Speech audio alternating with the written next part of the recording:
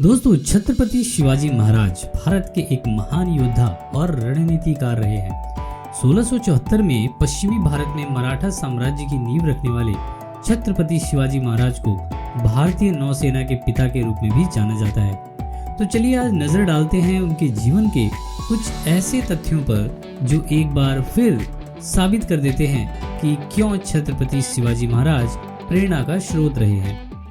छत्रपति शिवाजी महाराज, जिन्हें शिवाजी या शिवाजी राजे भोसले के नाम से भी जाना जाता है, उनका जन्म 19 फरवरी 1630 में पुणे के शिवनेरी दुर्ग में जीजाबाई और शाहजी भोसले के घर हुआ था। उनके पिता शाहजी राजे भोसले बीजापुर के दरबार में एक उच्च अधिकारी थे। वैसे तो शिवाजी महाराज का नाम सुनकर आपको लग रहा होगा कि उनके माता पिता ने भगवान शिव के नाम पर उनका नाम रखा होगा, लेकिन ऐसा नहीं है। शिवाजी महाराज का नाम भगवान शिव से नहीं बल्कि शिवई नाम के एक क्षेत्रीय देवता से लिया गया था, जिन्हें उनके कर्मों के लिए भगवान जैसा दर्जा दिया गया था। वैसे तो बहुत लोग जानते हैं कि शिवाजी महाराज को कम उम्र में ही युद्ध के लिए प्रशिक्षित करना शुरू कर दिया गया था, लेकिन बहुत कम लोग जानते हैं कि जब भारत पर बाहरी ताकतों ने हमला शुरू किया था, उसके बाद शिवाजी महाराज वह पहले राजा बने जिन्होंने यह समझा कि यदि अपने राज्य और देश को सुरक्षित रखना है तो उन्हें पहले समुद्र में अपनी ताकत बढ़ानी होगी, और इसी के चलते उन्होंने एक शक्तिशाली सेना का निर्माण किया। उनका मानना था कि इससे उन्हें विदेशी आक्रमणकारियों जैसे डच, पुर्तगाली और ब्रिटिश और समुद्री लुटेरों को दूर रखने में मदद मिलेगी। शिवाजी महाराज ने जयगढ़, विजयदुर्ग, सिंधुदुर्ग और कई अन्य स्थानों पर 9 सैनिक किले बनवाए, और यहाँ तक कि 4 अलग अलग प्रकार के युद्धपोत भी थे, जिनमें मंजू हश्मपाल, गुरब और गलीबत शामिल थे। उन्हें भारतीय नौसेना के पिता के रूप में भी जाना जाता है। दोस्तों, शिवाजी एक अद्वितीय योद्धा ही नहीं बल्कि युद्ध रणनीतिकार भी थे। उस समय मुगलों के राज के चलते भारतीय राजाओं के पास ना तो युद्ध के लिए आवश्यकता अनुसार संसाधन होते और ना ही सेना, लेकिन सीमित संसाधनों के बावजूद शिवाजी महाराज ने बहुत कम उम्र में तोरना किले पर कब्जा कर लिया, और बीजापुर के सुल्तान को यह पहला बड़ा झटका था। 1655 तक उन्होंने कोंडन, ज्वाली और राजगढ़ किलों को एक एक करके अपने अधिकार में लिया, और इस तरह धीरे धीरे उन्होंने पूरे कोंकण और पश्चिमी घाट पर कब्जा कर लिया।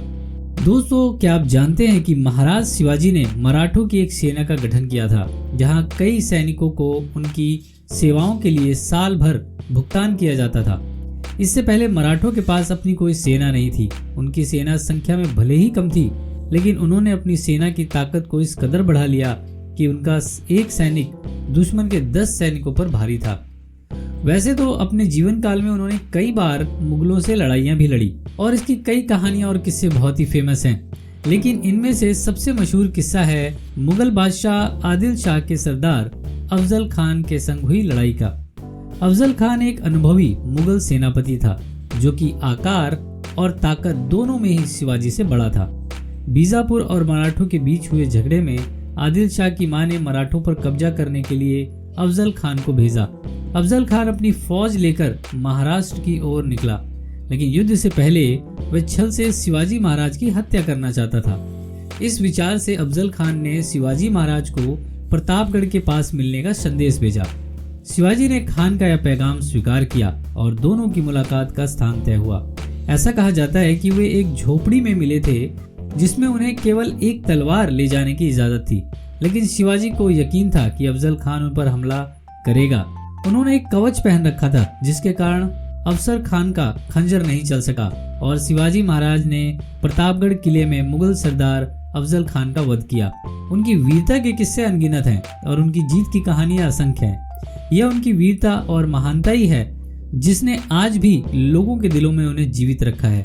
वैसे तो शिवाजी महाराज के जीवन के कई ऐसे अनगिनत किस्से और कहानियां हैं जिन्हें कहते और सुनते शायद बरसों बीत जाएं, लेकिन आज की वीडियो के लिए बस इतना ही।